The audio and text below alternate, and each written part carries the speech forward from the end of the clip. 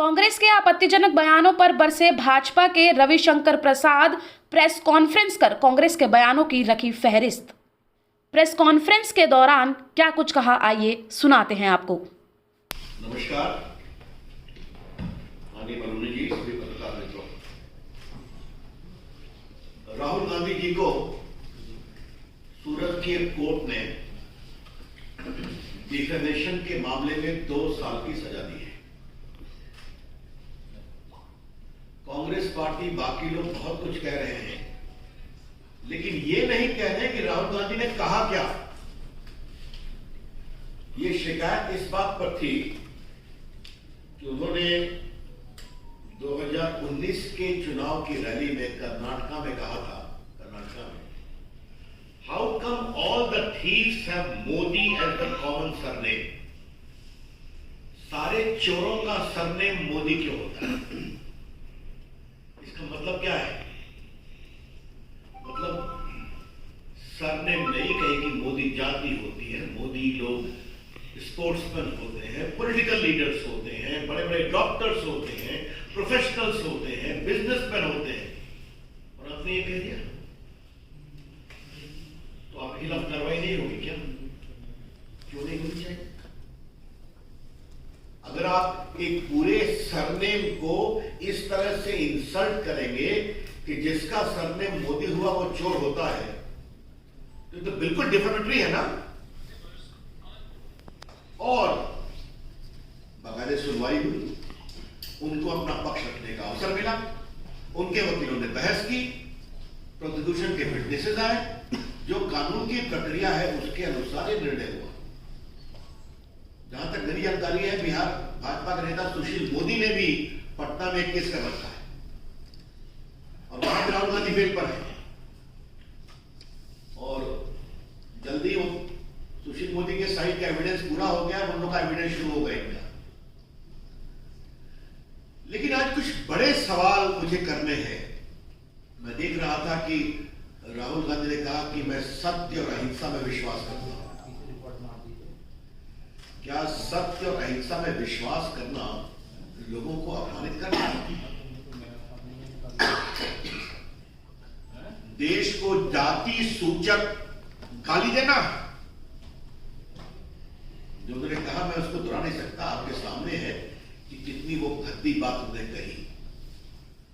अगर राहुल गांधी को अपने जिद से लोगों को अपमानित करने का अधिकार है, गाली देने का अधिकार है, तो जो उनकी गाली से दुखित है, पीड़ित है, उनको कोर्ट में डिफेमेशन केस करने का अधिकार है।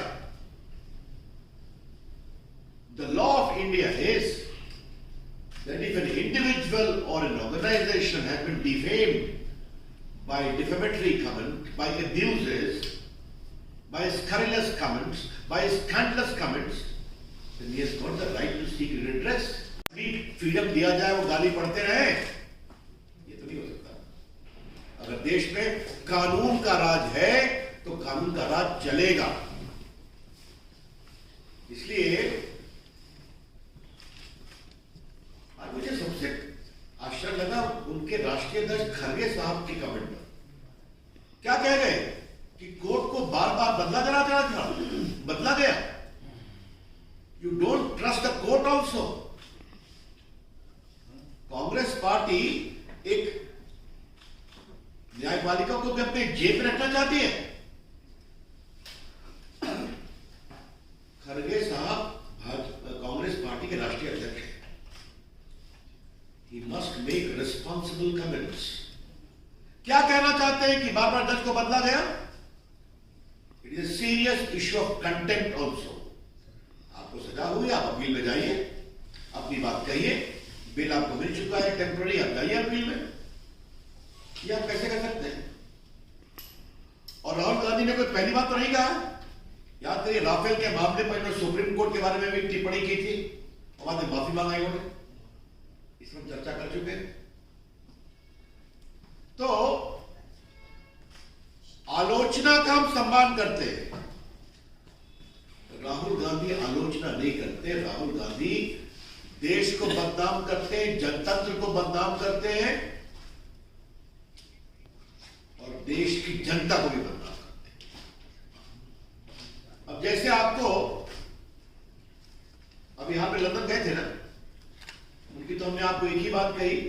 कि भारत में लोकतंत्र समाप्त हो गया है और यूरोपियन कंट्रीज को और अमेरिका को इसका नोटिस देना चाहिए।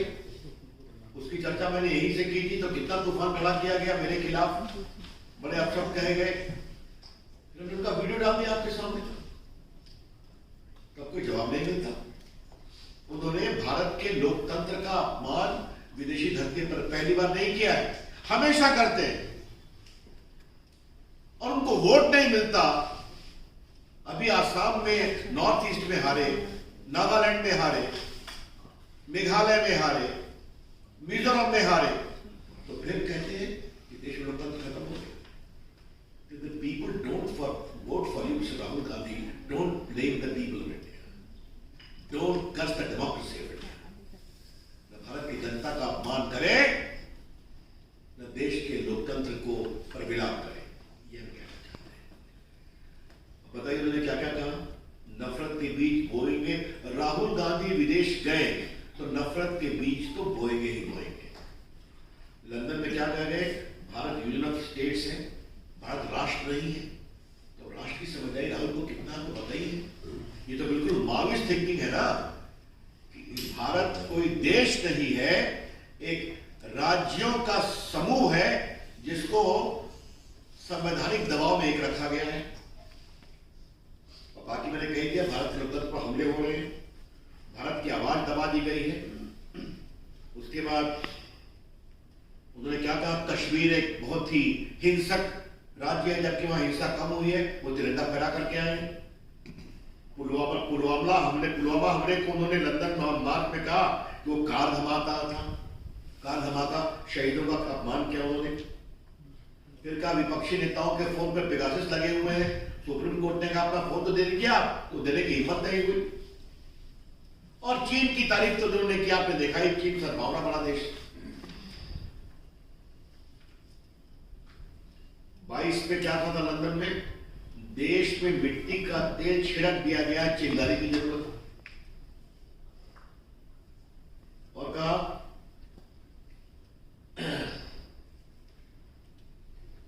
मतलब क्या क्या मैं बोल के, और क्या कहा? 2021 में सद्दाम हुसैन और मोहम्मद गद्दाफी भी चुनाव जीते। तो राहुल गांधी कोई तरीका अपना देकर उनको यही परेशानी देता। और जहां तक गाली पढ़ने का सवाल है, तो आज तो हमारे पास पूरा रिकॉर्ड रखा हुआ है उनका उनके पार्टी के नेताओं का। मैं बदल जी से कहूंगा इसको रिलीज कर दें आप लोग के लिए। क्या क्या कहा? अभी जो उनके राजस्थान के प्रभारी सुखविंदर रंधवा है, उन्होंने पीएम मोदी पर क्या कहा कि उनको खत्म करने की बात कही। जनाब रमेश तो पीएम की तुलना हिटलर स्टालिन से करते ही रहते हैं।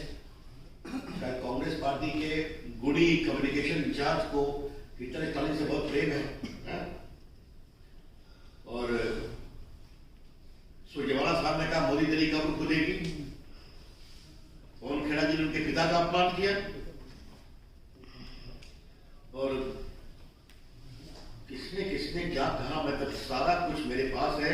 कुछ तो इतने शर्मनाक हैं कि मैं उसको रिपीट नहीं कर सकता, क्षमा करिएगा। तो आप फ्री गाली पढ़ेंगे, आप देश की सेना का अपमान करेंगे, आप देश के शहीदों की शहादत का मजाक बनाएंगे, आप भारत के राष्ट्र भक्ति, राष्ट्र शक्ति का अपमान करेंगे, आप देश की जनता के वोट का अपमान करेंगे, आप देश की जनता के जनमत का अपमान करेंगे और कहेंगे हम सत्य और अहिंसा के पुजारी हैं। ऐसा कैसे चलेगा?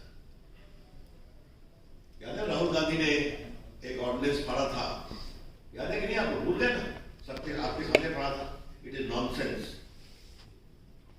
तो जो ऑर्डिनेंस मनमोहन सिंह की सरकार ने कैबिनेट में पास किया, उसको उन्होंने फाड़ कर फेंक दिया। तो देश को कमजोर करना, देश को बदनाम करना और नरेंद्र मोदी के खिलाफ और भाजपा के खिलाफ भद्दी से भद्दी गाली समान आरोप लगाना राहुल गांधी की फितरत हो गई। अब ये हाइट हो रहा है कि वो न्यायपालिका पर भी टिप्पणी कांग्रेस कर रही है। राहुल गांधी जी, अगर आप गाली पढ़ेंगे तो कानून तो काम करेगा ना, कि वो भी नहीं करे। आप आलोचना करिए, लेकिन क्या सारे मोदी चोर हैं?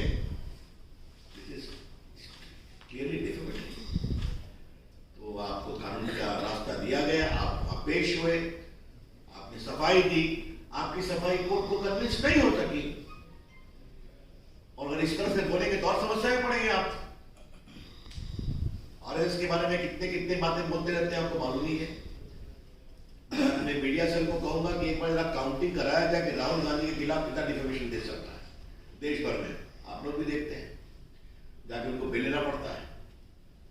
तो राहुल गांधी जी लोकतंत्र लोक लाज से चलता है।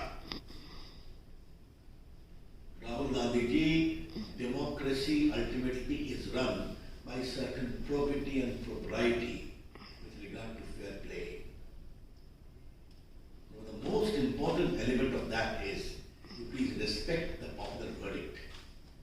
अब आपको वोट नहीं मिलता तो देश का लोकतंत्र गड़बड़ है, देश के नेताओं पर आरोप लगाओ, भद्दी भद्दी गालियां पढ़ो, देश का विदेश में जाके अपमान करो, ऐसे नहीं होता।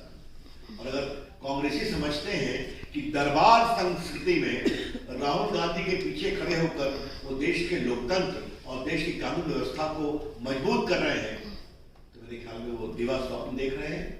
और अगर वो ये समझते हैं कि न्यायपालिका पर आरोप लगाकर दबाव दे करके वो अपने पक्ष में कार्रवाई कराएंगे, तो वो और भी गलतफहमी में है।